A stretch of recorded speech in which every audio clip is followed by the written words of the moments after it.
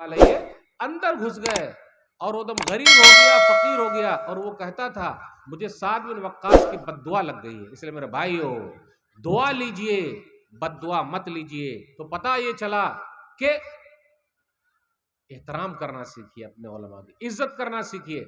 अरे उनकी तनख्वाह अच्छी रखिए भाई, उनके पास भी बाल बच्चे हैं, कहां से खाएंगे पिएंगे। अच्छा ये बताइए, मौलाना लोग के बच्चे बीमार पड़ते कि नहीं पड़ते? नहीं पड़ते हैं। वो स्टील के बने हुए हैं, हवा पी पी के जिंदगी गुजारते हैं। मौलाना लोग खाते पीते नहीं हैं। खाते पीते हैं? हाँ, देखा आपने खाते पीते? अरे वो तो हवा पी के रहते हैं, उनको खाने पीने की क्या जरूरत है? ख्याल रखिए जरा, एहतराम कीजिए। अच्छा एक दुआ और सुना देता हूं। मुतवल्ली साहब ने एक मर्तबा इमाम साहब से कहा कि मेरे बेटे के लिए दुआ कर दीजिए। कौन सी दुआ? ऐ अल्लाह मेरे बेटे को अच्छी नौकरी दिला दे। अब जब दुआ हो रही है अच्छी नौकरी दिला दे, तो साथ में ये भी दुआ हो गई कि ऐ अल्लाह, इमाम साहब ने दुआ की, गौर से सुनिएगा, ऐ अल्लाह अच्छी नौकरी तो दिला दे लेकिन तनख्वाह और सैलरी उतनी ही रहे जितनी मेरी है। अरे इमाम साहब कैसी दुआ कर रहे हैं आप? यानी जितनी मेरी है उतनी ही सैलरी रहे, तो ये कैसे हमारा घर चलेगा? वाह रे वाह मुतवल्ली साहब, आपका घर नहीं चल सकता तो हमारा कहां से चलेगा? वाह वाह, समझ में आ रही हो उर्दू? इसलिए मेरे भाई उलमा का, हाँ ऐलान कीजिए, माइक से करिए।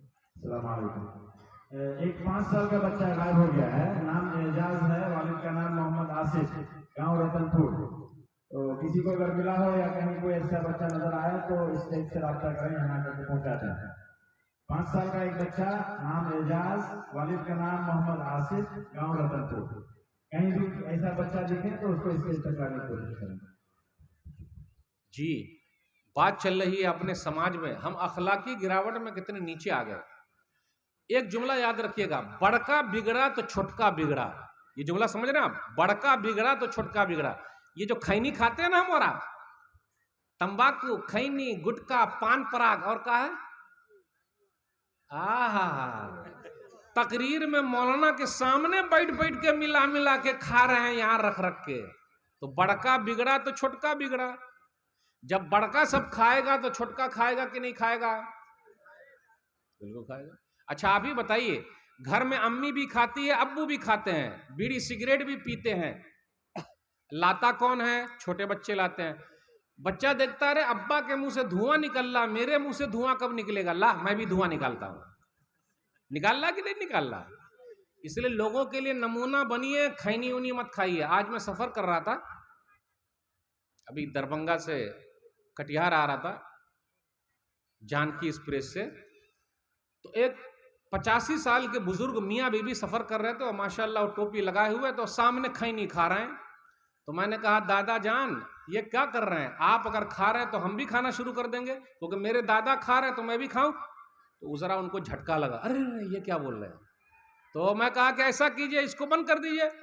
तो जितना निकाले थे उतना वो उसमें रख दिए और उसके बाद डिबिया को बंद कर लिया।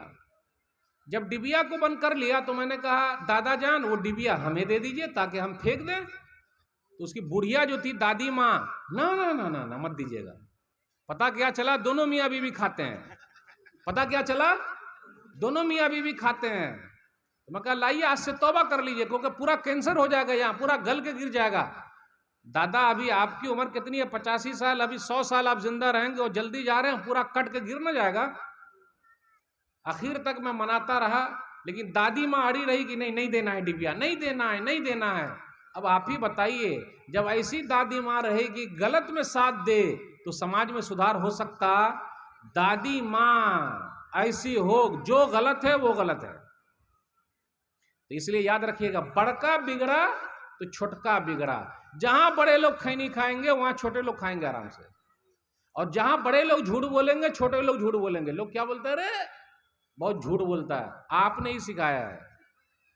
मिसाल के तौर पर अगर मुझसे किसी को मिलना है तो मेरे घर पे मिलने के लिए आ गए, दरवाजा खटखटाया, फलाने भाई घर पर हैं क्या? तो हम घर में बैठे हुए मोबाइल पे खेल रहे हैं। जा बेटा बोल दे अब्बू घर पे नहीं है। और आम आम बात है, तो ये झूठ नहीं लगता हमें और आपको। 100 मर्तबा से भी ज्यादा मर्तबा अपने बच्चों से झूठ बोलते हैं। माएँ तो और ज्यादा बोलती है, और आजकल की माएँ बहुत मॉडर्न हो गई है।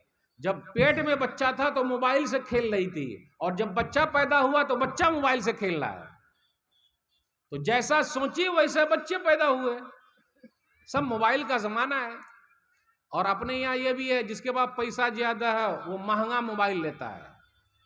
कम से कम 50,000 वाला 1 लाख का, और मोटरसाइकिल जो है 1.5 लाख वाली कोई मोटरसाइकिल आती है क्या, फटफटिया, क्या नाम है उसका? हाँ हाँ हाँ हाँ। तो ये पैसे वाले जितने हैं ना, जो बाहर कमा रहे हैं या अंदर कमा रहे हैं, पैसा है तो 2 चीज में बहुत दिखा रहे हैं। और उनके बच्चे लोग भी बिगड़े हुए हैं, इल्ला माशाल्लाह। ये 2-4 किस्म के लोगों के बच्चे बिगड़ते हैं। वो कैसे? कुछ मौली साहब के भी बच्चे बिगड़े हुए हैं, वो दूसरों को सुधार रहे हैं, इनके बच्चे बिगड़े हुए हैं। कुछ लोग बाहर कमा रहे हैं, पैसा भेज रहे हैं, बीवी भी पर्स लटका लटका के, मोबाइल लला, हर दिन मार्केट जा रही है। और बेटा बेहतरीन फटफटिया लेकर सिर्फ रेस में चलता है, आहिस्ता नहीं चलता है। 10 साल का है, पूरा टांग भी दोनों तरफ नहीं अड़ेगा, लेकिन फटफटिया आदम उड़ा के हवाई जहाज की तरह चलाता है। नहीं चलाता, देखे नहीं आप? तो 2 ही चीज है, 2 कट होगा। एक कट मारेगा तो इधर निकल जाएगा, और दूसरा कट अगर लगा सर में तो सीधा कब्रिस्तान चला जाएगा। और है ही अपने यहाँ। मैं तो जानता हूं ऐसे लोगों के, बाप की दौलत पे रुआब दिखाया। रुआब जानते हैं? मैं बड़ा हूं, अरे बाप की दौलत पे रुआब करता है। अपना कमाई करके कमा, तब देखा बाप की दौलत क्या है। तो मेरे भाइयों, बड़का बिगड़ा तो छोटा बिगड़ा। इसलिए अगर झूठ बोलिएगा तो बच्चे आपसे सीख लेंगे। ये बच्चे मन के सच्चे, हम सब के चच्चे, उनके दिल सबसे अच्छे। वो तन के उजले, मन के काले नहीं है हमारे और आपकी तरह।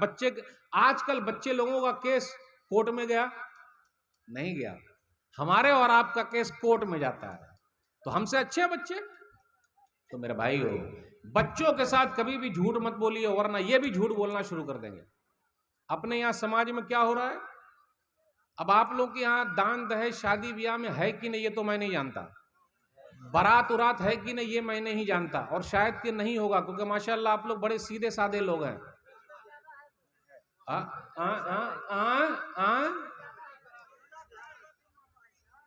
अच्छा, आप लोग के यहाँ अभी बुलेट गाड़ी है या 4 चक्का या 2 चक्का? अभी 2 ही चक्का चल रहा है, 2 ही चक्का पर। अभी 4 चक्का चालू हो गया दूसरी तरफ। 4 चक्का भी चालू है। चाचा बोल रहे 4 चक्का भी है। 4 चक्का समझ गया ना? 4 चक्का मतलब 4 व्हीलर, और क्या। इसलिए 4 चक्का, 2 चक्का बाइक। पढ़े लिखे लोग भी ले रहे हैं, जो नहीं। एक जुमला याद रखिएगा, अगर आप उर्दू समझेंगे तो समझ आए। जिसके पास घर नहीं है, यानी घर भी नहीं है, जिसके पास घर नहीं है वो जहेज मांगता है, और जिसके पास घर है वो जहाज मांगता है। सिर्फ घर हो जाए तो जहाज मांगता है। अरे अपनी कमाई से तेरा पेट नहीं भरा, तेरे ससुर की कमाई से भर जाएगा। भिखारी है भिखारी। और ऐसी दौलत टिकती उकती नहीं है। कोई बता दे कि टिक गई है। हम और आप कैसे हो गए? किसी दिन अगर बीवी ने कह दिया बोलिएगा नहीं, ये कुर्सी मेरी है, मेरे अब्बा ने दिया है, अच्छा लगेगा? बोलिएगा नहीं, जिस फ्रिज में ठंडा पानी आप पी रहे हैं मेरे अब्बा ने दिया है, अच्छा लगेगा सुनते हुए? अरे जिस पलंग पे आप सो रहे हैं मेरे अब्बा ने दिया है, अच्छा लगेगा? लग रहा है ये उर्दू नहीं आ रही समझ में। अरे नहीं आ रही, सही बोले आप, नहीं आ रही, ये वाली नहीं आएगी समझ में। अच्छा, दान दहेज लेना चाहिए कि नहीं लेना चाहिए? कितने लोग साथ देंगे आज से नहीं लेंगे? बोलने हथवा ना उठाइए, बस मन ही मने बोल। है कुछ लोग साथ देने वाले कि इंशाअल्लाह हम दान दहेज नहीं लेंगे। आपकी शादी नहीं हो गई? आपकी हो गई है, चलिए अल्हम्दुलिल्लाह। दान दहेज खत्म कैसे होगा भाई? खत्म कैसे हो? जितने लोग बैठे हुए, अगर आज यहां से कसम खा के निकले हम अपने बेटे में दान दहेज नहीं लेंगे, चाहे जो हो जाए, पूरे गांव वाले बैठ के एकदम पंचायत करें नहीं लेंगे, और बाइकाट करें कि जो भी लेता है उसके निकाह नहीं पढ़ाएंगे, वो दूसरे मौलाना फिर आके पढ़ा देंगे, ये भी मसला है। मौलाना लोगों का इत्तेहाद ही टूट जाता है। हाँ, हाफी साहब बुरा ना मानिएगा, सही है, बुरा ना मानिएगा, है ही। अगर इत्तेहाद भी हो जाए कि भाई जो भी गाजा बाजा किया, ढोल बाजा बजाया, दान दहेज लिया, उसका निकाह नहीं पढ़ाएंगे और जनाजा भी नहीं पढ़ाएंगे उसके घर का, बाइकाट। लेकिन दूसरे लोग आ जाएंगे। अच्छा, आप लोग क्या बारात जाने का भी सिस्टम है क्या? कितना सौ जाता है भाई? अच्छा, किस लिए जाता है? क्या आपको घर पे खाना नहीं मिलता? हमें और आपको मिलता कि नहीं मिलता? वहां जाके क्या खाते हैं?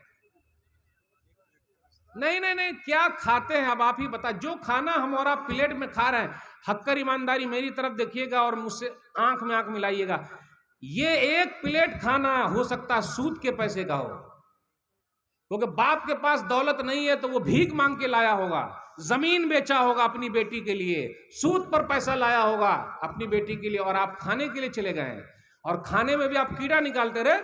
बूटी दरला टूटी ने रे दांत हिल रहा है, मैं बीमार हूं, तो गाय का गए काहे को? अच्छा, जाइए बारात, एक रिक्वेस्ट मान लीजिए, बारात में जाकर सिर्फ सब्जी रोटी खा के आने का। एकदम सन्नाटा छाया हुआ, लग रहा उर्दू नहीं समझ में आ रही है। बारात जाएंगे और सब्जी रोटी खाएंगे, नारा लगाइए, बारात जाएंगे सब्जी रोटी खाएंगे, दाल भात खाएंगे। अरे मौलवी साहब, दाल भात जब घर में नहीं चलता तो बारात में क्या चलेगा? आप ही बताइए। फिर वहां जाके हम और आप कीनले पानी पीते, जानते कीनले पानी, बिस्लेरी वाला पानी। आपके जो नल का पानी है वो बिस्लेरी से लाख गुना अच्छा है, लेकिन वहां जाकर कीनले पानी, और प्लेट पूरी खाते नहीं हम और आप, आधा खाना उसी में छोड़ देते हैं, क्योंकि पूरा खा लेंगे तो लोग समझ जाएंगे ये मौलवी है। और मौलाना लोग भी बारात जाते हैं। ये मैं ऐसा नहीं कि मैं वन साइड बात करूं, सही है ना, हमारे बुजुर्ग सही। हाँ, मौलाना लोग भी जाते हैं, तो मौलाना लोग दलील हैं, वो जाते हैं तो। और जहां जहां बारात जाती है, कहीं कहीं एक्सीडेंट हो जाता है, मर जाएंगे, लेकिन बारात जाना बस उलट गई। मैंने एकदम पुख्ता इरादा कर रखा है, 13 साल हो गए मैं बारात नहीं गया, इल्ला के ऐसी रिश्तेदारी जैसे अपना सगा कोई है, भाई है, साला है। तो अभी एक साले साहब की शादी हुई, तो उनके साले के वलीमे के नाम पे वहां पहुंच गए, क्योंकि ये मियाँ बीवी दोनों MBBS डॉक्टर हैं, और आपके पूर्णिया में मेडिकल कॉलेज है, वहीं वो लोग पढ़ रहे हैं। अभी नया कॉलेज खुला है MBBS, अभी बन भी रहा है वो, है ना। अकेला चाहे जो हो जाए नहीं जाएंगे बारात। अगर 10 लोग ऐसे तैयार हो जाए समाज में कि भाई हम नहीं जाएंगे, और मैं तो कहता हूं सब मौलाना लोग साइन कर दे कि हम लोग नहीं जाएंगे, तो निकाह कौन पढ़ाएगा? गांव वाले पढ़ा देंगे, सही बोले है ना। बाइकाट कैसे होगा, सुधार कैसे होगा? मालूम है, दान दहेज न होने की वजह से हमारी कितनी बेटियां दूसरों के साथ भाग गई, कितने ने सुसाइड कर लिया, कितनी मर गई, कितनी बूढ़ी हो गई। और एक चीज और है, अपने यहाँ खानदान बहुत देखा जा रहा है, वो खानदान का कितने लोग मिलाते हैं सब, वो ऐसा तो वैसा, तो ऐसा तो ऐसा। कितनी ऐसी है जो बेचारी की सूरत अच्छी नहीं है, तो वैसे पड़ी हुई है वो, उनके हाथ लाल पीले कौन करेगा भाई? कितनी बेवा औरतें हैं, खुला वाली औरतें हैं, तलाक वाली औरतें हैं, उनकी शादी नहीं हो रही है। ये सब पर कौन तारीख चलाएगा भाई? तारीख शहीदैन जब उठी थी, सैयद अहमद शहीद, शाह इस्माइल शहीद, अल्लाह रहम फरमाए, उन लोगों ने बेवा औरतों की शादी कराई है, निकाह कराया। इसलिए शादी को आम कीजिए ताकि ज़िना जाम हो जाए, खत्म, जो गलत काम हो रहा है वो जाम हो जाए। और अपने समाज में देख लीजिए, जल्दी शादी कीजिए, जल्दी, क्योंकि आज मोबाइल का जमाना आ गया है, पूरी दुनिया मुट्ठी में चली आई है, कब औलाद बिगड़ जाए पता नहीं। एक बात और कह दूं, बुरा ना मानिएगा, इतना बड़ा मजमा है माशाअल्लाह, लेडीज भी है, जेंट्स भी है, सब कुछ है, लेकिन रोड वाला जो सिस्टम है उसमें मिक्स गैदरिंग हो रही कि नहीं हो रही है? उसको बचाएगा कौन? ये मैनेजमेंट की जिम्मेदारी है। लेकिन कुछ लोग ऐसे भी हैं इसमें आंख से कुछ और नजर आते हैं, दिल में कुछ और रखे हुए हैं। हेलो आ गई है का? समझ गए नहीं समझे? देखिए बुजुर्ग साहब समझ गए मेरी बात, वही उर्दू समझ रहे हैं सिर्फ। हेलो आई है का, क्या मतलब इसका?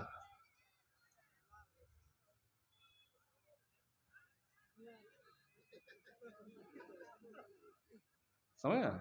हेलो हेलो चल रहा है, अरे हेलो हेलो के लिए आए हैं क्या? सुधरने के लिए आए। अल्लाह के वास्ते ऐसा मत कीजिए, साफ सफाई रखिए। और एक चीज और, अपने समाज में कुछ लोग किसी से कर्जा लेते हैं, वो जल्दी चुकाते ही नहीं। भाई साहब कर्जा दीजिए, मांग रहा है, चचा अंकल दे दीजिए, बड़ी परेशानी है, आखिरी उम्मीद आप ही हैं। और जो भिखारी लोग होते हैं ना, भिखारी लोग, वो तो प्रोफेशनल होते हैं, ऐसा पीछे पढ़ पढ़ के आपके जेब से निकाल ही लेगा।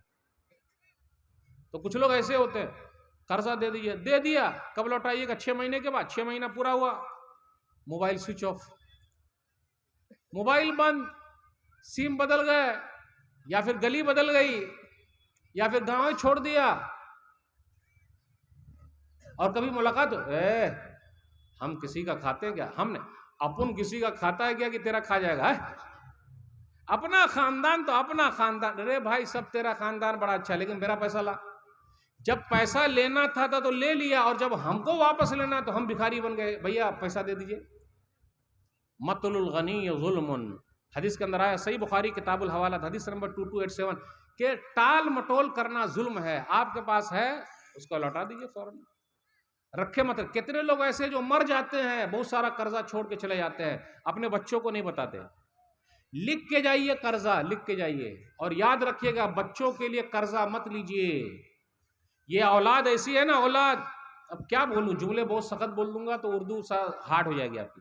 ये जो आपके बच्चे हैं, ये आपके लिए दुआ भी नहीं करेंगे, जिसके लिए हम और आप दूसरों से कर्जा ले रहे। नहीं, मरने से पहले पहले हिसाब किताब क्लियर करके मरिए, क्या मालूम कब मौत आ जाए। एक हदीस सही बुखारी किताबुल हवालात हदीस नंबर 2289, नबी सल्लल्लाहु अलैहि वसल्लम के पास एक जनाजा आया तो कहा हल अलैहि यदैन, इसके ऊपर कर्जा है क्या? बोले कर्जा नहीं है। तो नबी सल्लल्लाहु अलैहि वसल्लम ने जनाजे की नमाज पढ़ दी। दूसरा जनाजा आया तो कहा इसके ऊपर कर्जा है? बोले हाँ कर्जा है। बोले चुकाने के लिए पैसा है? बोले हाँ पैसा है, तो पढ़ दिया। तीसरा जनाजा आया, कहा इसके ऊपर कर्जा है? बोले हाँ कर्जा है, तो चुकाने के लिए पैसा है? बोले नहीं है। सल्लू अला साहिब को, तुम लोग जनाजा पढ़ लो, हम नहीं पढ़ेंगे। तो इमाम साहब को भी चाहिए कि जब भी कोई मुर्दा आए, आप लोगों का रिवाज है कि नहीं, जब भी कोई मुर्दा आए तो पूछे भाइयों आप में से कुछ लोग हैं जो इनसे कुछ मसला है, कुछ लेन देन है? कितने लोग हैं भाई? ठीक है, आप चुकाइएगा। उनके कौन रिश्तेदार है? तो बोले मैं। अब ये हदीस को आगे सुनाने से पहले एक मैं वाकया सुनाता हूं। आज हम और आप अपनी औलाद के लिए बना रहे हैं, लेकिन ये औलाद आपकी नहीं है। ये मलाई खाएगी और धुनाई और कुटाई आपकी होगी। इसको मलाई मत खिलवाइए, ये बड़ी नाशुक्री औलाद हो गई है। 15 लाख, मेरे अंदाजे बगौर कीजिए, 15 लाख। एक आदमी आ गया, जनाजा उस वक्त तक नहीं उठेगा जब तक 15 लाख का मसला हल ना हो। 3 बेटे थे, बउआ अब्बा का 15 लाख, मेरे पास तो है ही नहीं है। बउआ अब्बा का 15 लाख, मेरे पास भी नहीं है। बउआ अब्बा का 15 लाख, क्योंकि एक आदमी बोल रहा 15 लाख का, मेरे पास तो है ही नहीं है। हमारे घर में है ना ऐसा, 3-4 बेटे हैं, सब मुंह ताक रहा। अब्बा को वो ले जाएंगे हॉस्पिटल, अम्मी को वो ले जाएंगे, हम भैया ले जाएंगे। भैया ले जा, आप काहे ने ले जाइएगा भाई? भैया काहे ले जाएंगे? ये छोटका ही काहे ले जाएगा? आप काहे ने ले जाइएगा? लड़ाई क्यों नहीं हो रही है कि मैं ले जाऊंगा, मैं ले जाऊंगा हॉस्पिटल? है लड़ाई अपने यहाँ? नहीं। अब ये 15 लाख, अब तीनों का मुंह देखिए तो बोले 15 लाख। बेटी को पता चला कि मेरे अब्बा के जनाजे को एक आदमी ने रोक रखा है और 15 लाख का मसला है। वो अपना जेवर उवर लेकर सब चली आई। हम और आप बेटी को क्या बोलते हैं? पराया धन है। बेटी अपना धन है। जिसने 2 बेटी की सही तरबियत कर दी, नबी सल्लल्लाहु अलैहि वसल्लम के साथ जन्नत में रहेगा, उनका पड़ोसी बन के रहेगा। तो इसलिए बेटी असल है। बेटौआ तो पानी पिला देता है और बेटी भी पानी पिलाती है। लेकिन ये उर्दू बड़ी सख्त हो गई, इसको जरा समझाना पड़ेगा। बेटा भी पानी पिलाता है और बेटी भी पानी पिलाती है। बेटी कैसा पानी पिलाती है? जब घर जाइए, बिटिया मरियम बेटी पानी लाओ, तो गिलास में पानी लाती है। बेटा इब्राहिम, बाबू अब्दुल रहमान, इधर आइए। आता हूं पापा। बेटा इधर आइए। आता हूं पापा। बेटा इधर आइए। आ रहा हूं। यह है पानी पिलाना। शेख साहब समझ गए, वो गाढ़ी उर्दू। ये तो कौन सा पानी हम और आप पीना चाहते हैं अपने औलाद की? वो पानी वाला पानी, ये वाला पानी नहीं है। काहे को वैसी औलाद को कर रहे हैं? काहे को उनके टेंशन में है? इसलिए बेटिया अपना धन है। तो बेटी पूरा जेवर लेके आ गई। कहा अंकल ये जेवर रख लीजिए, मेरे अब्बा को दफन होने दीजिए। अब ये आदमी फिर पलटी मारा, भाइयों सुनो सुनो सुनो, इस मुर्दे से लेना नहीं बल्कि 15 लाख मुझे इस मुर्दे को देना है। तो अब ये तो मर गए हैं, मैं किसको दूं? अब तीनों बेटे का मुंह चूचू का मुरब्बा, जानते चूचू का मुरब्बा? ओहो, हम ही बोल दिए होते। अब तीनों की हालत क्या होगी? तो वो आदमी समझ गया कि 15 लाख तीनों को नहीं देना बल्कि किसको देना है? बिटिया को। तो तीनों भाई छोड़े होंगे अपनी बहन को, तीनों चले गए होंगे ला पैसा ला। अकेले लेगी क्या ला पैसा ला? जैसे हम और आप बोलते हैं ना, बहनों ने माफ कर दिया। बहन नहीं लेती है तरका, बहन बोलती है नहीं लेंगे माफ। अरे कभी भाइयों तुम भी तो बोलो कि हम भाइयों ने माफ कर दिया, बहनों तुम लोग तकसीम कर लो। कभी ऐसा हुआ? नहीं हुआ। अब उस हदीस पर आ जाइए। जब तीसरा जनाजा था और जिसके बाद पैसे नहीं थे और नबी सल्लल्लाहु अलैहि वसल्लम ने कहा मैं जनाजा नहीं पढ़ूंगा, इसलिए मेरे भाइयों मामलात में सही रहिए, इबादत पे आप लाख अच्छे हैं, अगर आपका मामला लेन देन सही नहीं तो आप कहीं के सही नहीं। उसके बाद क्या हुआ, एक सहाबी खड़े हो गए अबू कतादा। अब उनका कोई रिश्तेदार भी नहीं होंगे, वल्लाहु आलम, हदीस में तो नहीं लिखा है। तो वो खड़े हो गए और कहा अलैया दैन या रसूल अल्लाह, अल्लाह के रसूल सल्लल्लाहु अलैहि वसल्लम, इसका कर्जा मैं चुकाऊंगा, आप जनाजा पढ़ दीजिए।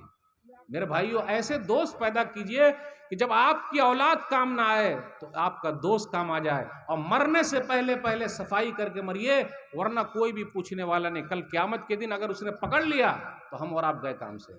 बातें बहुत सारी आपसे करनी थी, एक हदीस सुनाकर मैं आपसे रुखसत दूंगा। अगर हमने और आपने किसी से कर्जा लिया है उसको चुकाने की फिक्र कीजिए। एक हदीस, चुकाने की फिक्र कीजिए, फौरन दे दीजिए। एक आदमी का वाकया बुखारी शरीफ में लंबा वाकया है, सही बुखारी किताबुल हवालात हदीस नंबर 2291। भाई साहब 1000 दीनार दीजिए। एक परदेसी आया, 1000 दीनार दीजिए। अरे आप तो परदेसी हैं, 1000 दीनार। बोले लाइए 1000 दीनार। गवाह कौन है? कफा बिल्लाही शहीदा, अल्लाह गवाह है। गारंटर कौन है? यानी बीच में होना चाहिए। इसलिए जब भी लेन देन करे कर्जा उर्जा तो कापी पे लिख लीजिए, और अपने बच्चों को बोल दे बेटा देख फलाने से कर्जा लिया हूं, बीवी को बोल दीजिए देख फलाने से कर्जा लिया हूं, क्योंकि जब मरेंगे तो उससे पहले पहले सबको पता रहे और चुका दे। 1000 दीनार, वो भी परदेसी। आजकल लोग तो पहचान वाले को ही कर्जा देते हैं, मौलाना लोगों को कोई नहीं देता, वो बेचारे के बाद उतने पैसे कहाँ चुकाएंगे। तो 1000 दीनार लेके वो चला गया। भाई साहब चुकाइएगा कब, दीजिएगा वापस कब? फलाने तारीख को। अब ये कश्ती पर सवार होकर उधर चला गया। जब चला गया तो अब उस दिन देने की बारी आई, 1000 दीनार लेके आ गया। लेकिन उस दिन कश्ती नहीं आई, जहाज नहीं आया पानी का। वो बेचारा उधर खड़ा हुआ है नदी के, और ये लेने वाला इधर खड़ा। एक बात याद रखिएगा, जिस दिन हमें और आपको पैसा मिलने वाला होता है उस दिन मन बहुत चंगा होता है। जिस दिन तनख्वाह मिलती है पूछिए मत, मन बहुत चंगा रहता है। चंगा मतलब खूब भालो रहता है, बहुत मजा आता है कि आज मिलने वाला है। और अगर 100 डिग्री बुखार भी रहे, पैसा में सब आते ही बुखार खत्म। वो बेचारा इधर खड़ा है, वो बेचारा उधर खड़ा है, कश्ती आई नहीं, वो चढ़ा नहीं, और ये इंतजार में है, वो आया नहीं। फोन का जमा, हेलो भाई साहब आज कश्ती नहीं आई, चले जाइए मैं लेके आऊंगा बाद में, कल आता हूं। नहीं। अब उस आदमी ने क्या किया, अरे अल्लाह गवाह, अल्लाह ही गारंटर, अल्लाह को गवाह। एक लकड़ी ली और लकड़ी को फाड़ा और लकड़ी के बीच में 1000 दीनार घुसाकर बिस्मिल्लाह करके लकड़ी को डाल दिया नहर में। वो लकड़ी बहती बहती बहती उस किनारे तक पहुंच गई, यानी वही जहाज बन गई, उस किनारे तक पहुंच गई। तो उस आदमी ने देखा अरे शाम हो गया, वो तो आए नहीं, एक लकड़ी दिख रही, लकड़ी को उठाया घर लेके चला गया। याद रखिएगा, अब आप लोग यहाँ भी लोग गैस पर खाना बनाते हैं या लकड़ी पर खाना बन रहा है? अभी भी देहात में मौलवी साहब लकड़ी पर बन रहा ना। अभी माशाल्लाह हमारी माँ बहनों के जो आंख है ना, अल्हम्दुलिल्लाह सही है, क्योंकि लकड़ी पर फूक फूक के आंख चार्ज हो रहे हैं। लेकिन जहां गैस पे खाना बन रहा है वहां आंखों में चश्मे आ गए हैं, क्योंकि पेट में गैस घुस गया है। तो वो लकड़ी लेकर आया और लकड़ी को काटा, जैसे लकड़ी को काटा तो उसमें 1000 दीनार। फिर दूसरे दिन वो आदमी 1000 दीनार लेकर और आया, पैसा लेकर आया कि भाई साहब कल कश्ती नहीं आई थी, आप अपना कर्जा वापस ले लीजिए, ये फिक्र कीजिए चुकाने की। हम और आप होते तो रे कल वादा किया था और नहीं आया और बोल रहा कश्ती नहीं आई, झुट्टा कहीं का, चल ला ला जल्दी ला जला ला जल्दी ला। लेकिन अल्लाह वाले लोग क्या होते, बेईमानी नहीं करते। अच्छा भाई साहब कल लकड़ी में घुसा के आप भी भेजे थे क्या? बोले हाँ। आपको मिल गया क्या? बोले हाँ मिल गया। तो हो गया ना, तो आप क्या, तो आज वाला वापस ले जाइए। हम और आप मार्केट में जाते हैं तो उसको क्या बोलते हैं, तौल, और ऊपर से उसका ले भी लेते हैं। काहे लेते हैं भाई? उसका पैसा दिए क्या? बोले लावा दुआ दे दीजिए। अपने बच्चे को लेते हैं, बेटा उठा ले एक सेब बड़ा सा उधर से, वो उठा ले। अरे काहे उठाएगा, पैसा दिए का? क्या हो रहा है ये? लेकिन छोटी छोटी चीज का ख्याल रखना बहुत जरूरी है। तो मेरे भाई वो फिक्र कीजिए। माशाल्लाह अपनी तरफ से मैंने कोशिश की, जो भी हो सका। आप लोगों को उर्दू समझ में आई नहीं आई वल्लाहु आलम, लेकिन समाज के अंदर कुछ बातों की तरफ मैंने रहनुमाई की। अकीदे की फिक्र कीजिए, नमाज की फिक्र कीजिए, मामलात की फिक्र कीजिए। जब तक मामलात सही तो सब सही। ये चंद बातें रखिए। अल्लाह जो बीमार है शिफाए कामिल आजिल अता फरमा, जो परेशान है अल्लाह उनकी परेशानी को दूर कर दे, आमीन। फ़लस्तीन के मुसलमान अल्लाह परेशान है, उनकी परेशानी को दूर कर दे। जालिम के हाथ को पकड़ ले, मजलूम की तू मदद फरमा, आमीन। इंशाअल्लाह फिर मिलेंगे। अस्सलाम वालेकुम वरहमतुल्लाहि वबरकातुहू।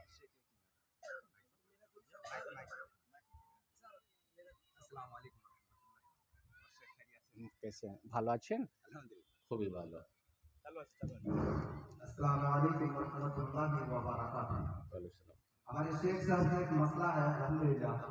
खासकर ये हमारे सोसाइटी, हमारे गांव की बात नहीं है, बल्कि पूरे बिहार की बात है, या ख़वातीन की बात है कि छोटे छोटे बच्चे जो होते हैं उनके माथे में एक काला सा धब्बा टीका लगाते हैं। नहीं लगाना चाहिए। ये टीका अक्सर हर जैसे भी ये कहा जाता है, लेकिन इस पर बात नहीं आता था। इसके बारे में आज शेख इसका फतवा देखिए, आपने अच्छा सवाल पूछा। धब्बा लगाने का टीका, वो काला वाला जो लगाते हैं, वो बुरी नज़र की वजह से लगाते हैं कि बुरी नज़र न लगे। लेकिन बुरी नज़र न लगे उसके लिए दुआ पढ़ना है आपको। वो कुल हुवल्लाहु अहद, कुल औज़ु बिरब्बिल फलक, कुल औज़ु बिरब्बिन नास, और टीका लगाने की ज़रूरत नहीं है। जहाँ टीका नहीं मिलता वहाँ क्या लगाते होंगे फिर लोग। इसलिए माँ बहनों से गुजारिश है कि आप दुआ पढ़िए। दुआ भी अल्हम्दुलिल्लाह पढ़ लीजिए, कुल हुवल्लाह पढ़िए, कुल औज़ु बिरब्बिल फलक पढ़िए, कुल औज़ु बिरब्बिन नास पढ़िए, इंशाअल्लाह कुछ नहीं होगा।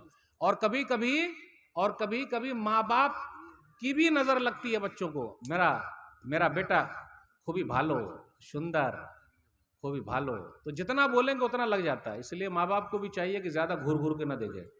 वल्लाहु आलम बिस्सवाब। माशाअल्लाह, जज़ाकल्लाह खैर। वाकई में तो गुजारिश है कि हमारे शेख साहब का जो कानों तरफ कर गई आवाज़, इस पर आपको बिल्कुल से मतलब अमल करना है। दूसरे साल से दूसरे साल जैसे हमारे सवाल है कि अक्सर इस दुनिया में अभी इस वक्त कुछ लोगों का है नमाज डेढ़ वक्त की नमाज, कुछ लोग ऐसे हैं कि 3.5 वक्त की नमाज की चीजों से पढ़ते हैं, लेकिन उसकी जेब में खासकर ये जो गिलाजर चापा है, तंबाकू है, बीड़ी है, सिगरेट है, इसको खाते तो सही, पर इसको बांध करके मस्जिद में लेकर जाके इबादत करते हैं। कैसे कि इसकी नमाज कैसी है? इसके बाद देखिए, नमाज का मसला तो हमने सुन्नत के हिसाब से अदा किया तो अल्लाह वही हिसाब से उसका बदला देंगे। जहाँ तक खैनी, तंबाकू, बीड़ी, सिगरेट ये सब पीने का मसला है, वो आपको कैंसर हो जाएगा। तो ऐसी बीमार वाली चीज़ों से बच के रहिए। और वो पी के जाएंगे या खा के जाएंगे, जब लहसुन प्याज खा के मस्जिद में जाने से मना किया गया, क्योंकि फरिश्ते को ये बू अच्छी नहीं लगती। तो ये तंबाकू, खैनी, गुटखा और ये सब पी पा के जाएंगे या खा के जाएंगे तो फरिश्ते को या बाजू वाले को अच्छा कैसे लगेगा। तो इन सब चीज़ों से परहेज़ कीजिए और धीरे धीरे छोड़ दीजिए, इंशाअल्लाह आसानी होगी। अल्लाह आलम से बस। कई सवालात आए हुए हैं। एक आदमी अपने भाई की ज़मीन को दूसरे शख्स को बाप बनाकर अपने नाम से लिखवा लिया है और उस ज़मीन से फसल खाता तो क्या उसकी नमाज होगी या नहीं होगी? अब आप ही लोग बताइए होगी कि नहीं होगी। अब नमाज होगी नहीं होगी ये तो अल्लाह बताएंगे, लेकिन उसने जो गलत काम किया, उसने जुल्म किया और जालिम को अल्लाह पकड़ लेंगे, आज नहीं कि तो कल पकड़ेंगे। इसलिए उस आदमी से दरख्वास्त है जो भी ये गलत काम कर रहा है, आज भी तौबा इस्तिगफार कर ले और अपने भाई का हक दे दे, क्योंकि उसके औलाद की जितनी भी तरबियत होगी हराम माल से अगर हो रही है तो औलाद भी टिम टिम हो जाएगी। इसलिए कम से कम अपने आप को और अपने औलाद को हलाल खिलाए, हराम खिलाने से दूर रखे। वल्लाहु आलम बिस्सवाब।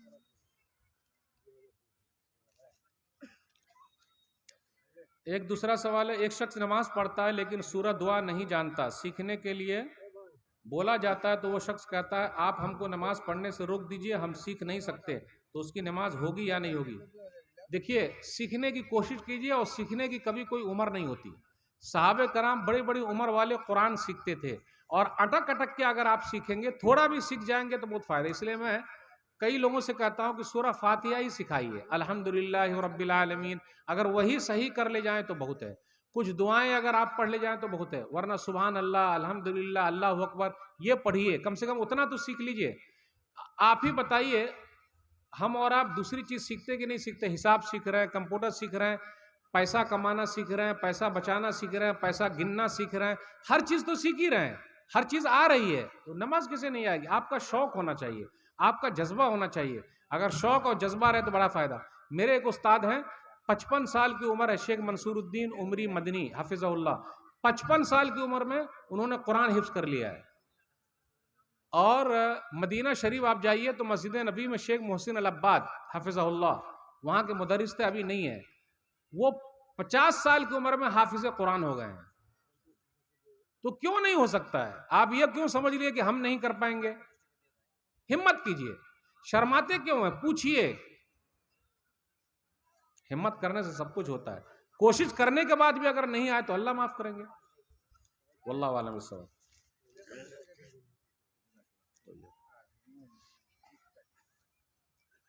सवाल है, 7 दिन के बाद अकीका करना कैसा है? सही अहादीस से साबित कीजिए। ये क्या हो? दलील के साथ। हमारे इलाके में 7 दिन के बाद भी अकीका करना है, अकीका किया जाता है। देखिए, अकीका ये सुन्नत है और अल्लाह का कर्ज है, और ये हम सब पर फर्ज है, उसको चुका दिया जाए। जितना जल्दी चुकाएंगे उतना फायदा है। आप ही बताइए, दुनिया का कोई भी काम जो हम और आप करते हैं वो तो रुका नहीं। शादी जिस डेट में फिक्स है उसी डेट में होगी, होगी कि नहीं होगी? हमें फ्लाइट में सफर करना है, उसी डेट में करना है, उसी वक्त में करना है। अल्लाह ही के काम में, दीन के काम ही में टालम क्यों टाल रहे हैं? क्यों टाल रहे हैं? कोशिश कीजिए 7वें दिन होना, फिर बकिया जो मजबूरी है, तो अब एक सूरत अदा हो गई, बकिया असल चीज है 7वें दिन करना, उसमें सवाब ज्यादा है। बकिया आप जवाज की सूरत निकाल सकते हैं मजबूरी की हालत में। और याद रखिएगा, अकीके में छोटे जानवर करना है। लड़की है तो एक छोटा जानवर, बकरी या बकरा, और लड़का है तो 2 छोटे जानवर, तो उसमें ज्यादा तो महंगा है ही नहीं। और जरूरी नहीं कि आप पूरे गांव को खिलाइए, जितना बांट सकते उतना बांट दीजिए, समझ गया ना? तो किसी चीज का बतंगड़ मत बनाइए और ये सब चीजें में मत फंसिए और झगड़ा मत कीजिए कि इतने दिन में तो इतने इसमें, इस सब में झगड़ा करने की जरूरत नहीं है। हाजमा इंदी वल्लाहु आलम बिस्सवाब। और कुछ है? बस एक मिनट, क्या है सर? बोलिए। अब भारी सवाल मत पूछिएगा भाई, फंसाने वाला मत पूछिएगा, न फंसाने वाला ना हंसाने वाला। हाँ बोलिए। आप अपने लिए पूछिएगा। हाँ अल्हम्दुलिल्लाह, बोलिए। अल्हम्दुलिल्लाह, हाँ बोलिए, क्या सवाल है आपका? सवाल मेरे है, किसको? इस सवाल से आपका क्या फायदा है? फायदा देखिए, इस्लाम के अंदर जो है ना, कुफ्र के माने इनकार करना, और इस्लाम का जो कंसेप्ट है वो इस्लामी कंसेप्ट में है, हर जगह नहीं बोल सकते। नबी सल्लल्लाहु अलैहि वसल्लम के चचा अबू तालिब, वो मुसलमान नहीं थे, लेकिन नबी सल्लल्लाहु अलैहि वसल्लम ने अपने चचा को कभी भी ये नहीं कहा आप काफिर हैं। तो कंसेप्ट को समझिए, जो इस्लाम को ना माने, लेकिन ये थोड़ा कि हमको बोलना कि तू ऐसा है, तू ऐसा है, तू ऐसा है, नबी सल्लल्लाहु अलैहि वसल्लम तो जिंदगी भर अपने चचा के साथ रहे, मरने के बाद भी अपने चचा के लिए दुआ की, अबू तालिब के लिए, लेकिन वो मुसलमान नहीं हुए। मैं अभी सफ़र कर रहा था, इसी सीमांचल के इलाके में आया, तो बस में सवार हुआ, तो मेरे बाजू में एक सिख था, उसने मुझसे कुछ बात शुरू की और यही सवाल पूछा जो आपने पूछा। तो इसका मतलब जहन में कुछ ऐसे है, तो उसने पूछ लिया। तो मैंने कहा देखिए, इसका कंसेप्ट जो है वो इस्लामी एक अंदाज में है, वो बयान किया गया है, वरना हमारे जो प्रोफेट मोहम्मद थे सल्लल्लाहु अलैहि वसल्लम, उनके चचा भी मुसलमान नहीं थे, लेकिन उन्होंने कभी चचा को नहीं कहा कि आप काफिर हैं, नहीं कहा, और जिंदगी भर साथ में रहे, खाना पीना भी चलता रहा। तो इसलिए ये बोलने के लिए नहीं है, उसको समझने के लिए। उसने तो और भी सवाल पूछे थे जो मैं नहीं बताऊंगा आपको। जैसा जैसा है कि सर, जहाँ तक मेरी जानकारी है, जहाँ तक आप जानते हैं, जो 5 वक्त नमाजी ना हो, वो ओलमा का काम है, ये आपका काम नहीं है, वो छोड़ दीजिए, ओलमा का काम है।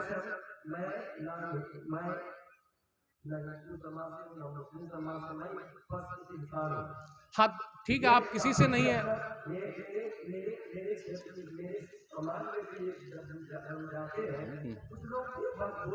अच्छा लेकिन मेरा नहीं, अगर वो बोलते हैं तो आप उसको दिल पे मत लीजिए, हमारे प्रोफेट मोहम्मद ने अपने से नहीं किया। हाँ समझा। और उनको बोलिएगा और उनको कहिएगा कि प्रोफेट मोहम्मद जो थे आपके, उनके चचा थे, उनके अंकल थे, अपने अंकल को उन्होंने कभी नहीं कहा। ठीक है, चलिए शुक्रिया। और कुछ है?